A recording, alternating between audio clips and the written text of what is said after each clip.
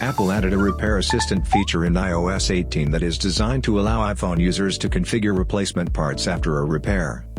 Through continuous testing, REWA Lab has found that replacing different parts will have varied impacts under the new system.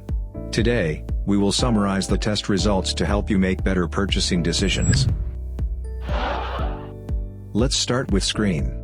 Before iOS 18.1, after replacing a new screen, True Tone needed to be restored by writing data through a repair programmer. After iOS 18.1, whether replacing the original screen or the aftermarket screen, True Tone can be achieved without additional operation. This is because the new system cancels the binding of the screen's True Tone function with the screen and the front sensor, greatly simplifying the screen repair process. The unknown part notification still exists, but iOS 18.0 makes the repair relatively easy. Currently, there are 3 screen solutions on the market. Apple's Service Pack screen, with matching front sensor. No unknown part notification after installation. After configuration, the repair record is displayed as genuine, but it is only valid for the first verification. OEM screens with the original front sensor test like Service Pack screens, but the repair history is shown as used. For OEM screens and aftermarket screens without front sensors, the solution still requires transplanting the original screen IC. Attention! Now it is still under transitional stage, we recommend copying True Tone before transferring IC.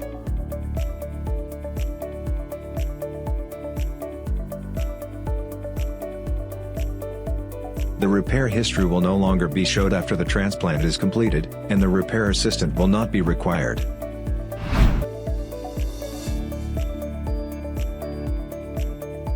Summary of screen selections in iOS 18.1 system. How about battery? Before iOS 18.1, health data could not be shown directly after battery replacement. Solving this problem required a repair programmer and a tag-on flex cable. Due to the large number of iPhone models and different operations for various models, third-party repairs require the purchase of multiple repair boards and cables, resulting in increased inventory risks and reduced repair efficiency.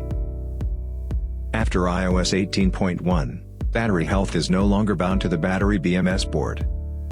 Third-party repairs do not require additional tools and consumables, and battery health can be displayed directly after replacing the battery. The processing of unknown part also provides solutions. Original batteries can directly remove unknown part by running configuration. Aftermarket batteries still need to transplant the original BMS board and flash the phone.